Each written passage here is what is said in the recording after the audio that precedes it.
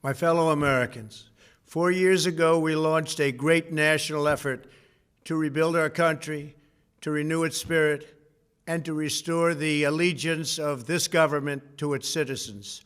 In short, we embarked on a mission to make America great again for all Americans. As I conclude my term as the 45th President of the United States, I stand before you truly proud of what we have achieved together. We did what we came here to do, and so much more. This week, we inaugurate a new administration and pray for its success in keeping America safe and prosperous. We extend our best wishes, and we also want them to have luck, a very important word. I'd like to begin by thanking just a few of the amazing people who made our remarkable journey possible. First, let me express my overwhelming gratitude for the love and support of our spectacular First Lady, Melania. Let me also share my deepest appreciation to my daughter Ivanka, my son-in-law Jared, and to Barron, Don, Eric, Tiffany, and Lara. You fill my world with light and with joy. I also want to thank Vice President Mike Pence, his wonderful wife Karen, and the entire Pence family. Thank you as well to my Chief of Staff, Mark Meadows, the dedicated members of the White House staff, and the Cabinet, and all of the incredible people across our administration who poured out their heart and soul to fight for America. I also want to take a moment to thank a truly exceptional group of people, the United States Secret Service. My family and I will forever be in your debt. My profound gratitude as well to everyone in the White House Military Office, the teams of Marine One and Air Force One, every member of the armed forces, and state and local law enforcement all across our country. Most of all, I want to thank the American people. To serve as your president has been an honor beyond description. Thank you for this extraordinary privilege, and that's what it is, a great privilege and a great honor. We must never forget that while Americans will always have our disagreements, we are a nation of incredible, decent, faithful, and peace-loving citizens who all want our country to thrive and flourish and be very, very successful and good. We are a truly magnificent nation. All Americans were horrified by the assault on our Capitol. Political violence is an attack on everything we cherish as Americans. It can never be tolerated. Now more than ever, we must unify around our shared values and rise above the partisan rancor and forge our common destiny. 4 years ago, I came to Washington as the only true outsider ever to win the presidency. I had not spent my career as a politician, but as a builder looking at open skylines and imagining infinite possibilities. I ran for president because I knew there were towering new summits for America just waiting to be scaled. I knew the potential for our nation was boundless as long as we put America first. So I left behind my former life and stepped into a very difficult arena, but an arena nevertheless with all sorts of potential if properly done. America had given me so much, and I wanted to give something back. Together with millions of hardworking patriots across this land, we built the greatest political movement in the history of our country. We also built the greatest economy in the history of the world. It was about America first because we all wanted to make America great again. We restored the principle that a nation exists to serve its citizens. Our agenda was not about right or left. It wasn't about Republican or Democrat, but about the good of a nation, and that means the whole nation. With the support and prayers of the American people, we achieved more than anyone thought possible. Nobody thought we could even come close. We passed the largest package of tax cuts and reforms in American history. We slashed more job-killing regulations than any administration had ever done before. We fixed our broken trade deals, withdrew from the horrible Trans-Pacific Partnership and the impossible Paris Climate Accord, renegotiated the one-sided South Korea deal, and we replaced NAFTA with the groundbreaking USMCA. That's Mexico and Canada, a deal that's worked out very, very well. Also, and very importantly, we imposed historic and monumental tariffs on China, made a great new deal with China. But before the ink was even dry, we and the whole world got hit with the China virus. Our trade relationship was rapidly changing. Billions and billions of dollars were pouring into the U.S., but the virus forced us to go in a different direction. The whole world suffered, but America outperformed other countries economically because of our incredible economy and the economy that we built.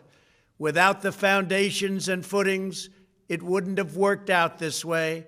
We wouldn't have some of the best numbers we've ever had. We also unlocked our energy resources and became the world's #1 producer of oil and natural gas, by far. Powered by these policies, we built the greatest economy in the history of the world. We reignited America's job creation and achieved record low unemployment for African Americans, Hispanic Americans, Asian Americans, women, almost everyone. Income soared, wages boomed, the American dream was restored, and millions were lifted from poverty in just a few short years. It was a miracle. The stock market set one record after another, with 148 stock market highs during this short period of time, and boosted the retirements and pensions of hardworking citizens all across our nation. 401ks are at a level they've never been at before. We've never seen numbers like we've seen, and that's before the pandemic and after the pandemic. We rebuilt the American manufacturing base, opened up thousands of new factories, and brought back the beautiful phrase, made in the USA. To make life better for working families, we doubled the child tax credit and signed the largest ever expansion of funding for child care and development. We joined with the private sector to secure commitments to train more than 16 million American workers for the jobs of tomorrow. When our nation was hit with the terrible pandemic, we produced not one, but 2 vaccines with record-breaking speed, and more will quickly follow. They said it couldn't be done, but we did it. They called it a medical miracle, and that's what they're calling it right now, a medical miracle. Another administration would have taken 3, 4, 5, maybe even up to 10 years to develop a vaccine. We did it in 9 months. We grieve for every life lost, and we pledge in their memory to wipe out this horrible pandemic once and for all. When the virus took its brutal toll on the world's economy, we launched the fastest economic recovery our country has ever seen. We passed nearly $4 trillion in economic relief, saved or supported over 50 million jobs, and slashed the unemployment rate in half. These are numbers that our country has never seen before. We created choice and transparency in healthcare, stood up to Big Pharma in so many ways, but especially in our effort to get favored nations clauses added, which will give us the lowest prescription drug prices anywhere in the world. We passed VA choice, VA accountability, right to try, and landmark criminal justice reform. We confirmed 3 new justices of the United States Supreme Court. We appointed nearly 300 federal judges to interpret our Constitution as written. For years, the American people pleaded with Washington to finally secure the nation's borders. I am pleased to say we answered that plea and achieved the most secure border in U.S. history.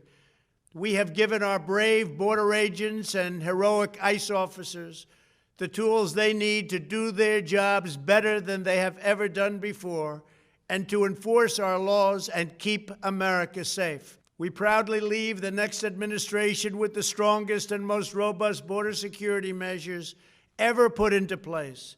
This includes historic agreements with Mexico, Guatemala, Honduras, and El Salvador, along with more than 450 miles of powerful new wall. We restored American strength at home and American leadership abroad. The world respects us again. Please don't lose that respect. We reclaimed our sovereignty by standing up for America at the United Nations and withdrawing from the one-sided global deals that never served our interest. And NATO countries are now paying hundreds of billions of dollars more than when I arrived just a few years ago. It was very unfair. We were paying the cost for the world.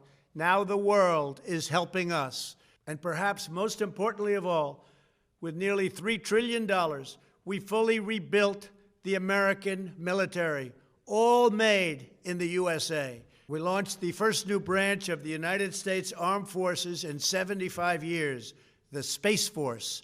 And last spring, I stood at Kennedy Space Center in Florida and watched as American astronauts returned to space on American rockets for the first time in many, many years. We revitalized our alliances and rallied the nations of the world to stand up to China like never before. We obliterated the ISIS caliphate and ended the wretched life of its founder and leader, al-Baghdadi.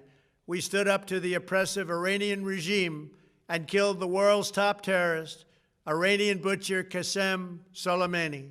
We recognized Jerusalem as the capital of Israel and recognized Israeli sovereignty over the Golan Heights. As a result of our bold diplomacy and principled realism, we achieved a series of historic peace deals in the Middle East. Nobody believed it could happen. The Abraham Accords opened the doors to a future of peace and harmony, not violence and bloodshed. It is the dawn of a new Middle East, and we are bringing our soldiers home. I am especially proud to be the first president in decades who has started no new wars. Above all, we have reasserted the sacred idea that in America, the government answers to the people. Our guiding light, our North Star, our unwavering conviction has been that we are here to serve the noble, everyday citizens of America. Our allegiance is not to the special interests, corporations, or global entities. It's to our children, our citizens, and to our nation itself. As president, my top priority, my constant concern has always been the best interests of American workers and American families.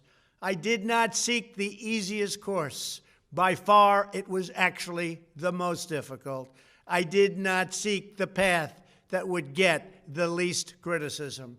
I took on the tough battles, the hardest fights, the most difficult choices, because that's what you elected me to do. Your needs were my first and last unyielding focus. This, I hope, will be our greatest legacy. Together, we put the American people back in charge of our country. We restored self-government. We restored the idea that in America, no one is forgotten because everyone matters and everyone has a voice. We fought for the principle that every citizen is entitled to equal dignity, equal treatment, and equal rights, because we are all made equal by God. Everyone is entitled to be treated with respect, to have their voice heard, and to have their government listen. You are loyal to your country, and my administration was always loyal to you.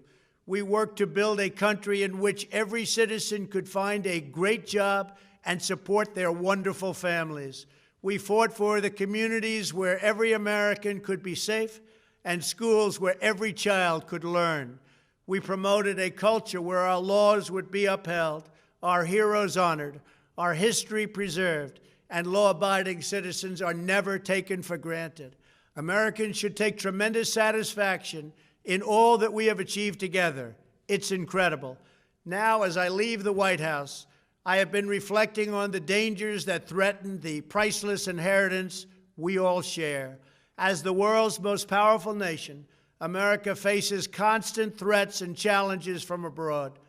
But the greatest danger we face is a loss of confidence in ourselves, a loss of confidence in our national greatness. A nation is only as strong as its spirit. We are only as dynamic as our pride. We are only as vibrant as the faith that beats in the hearts of our people.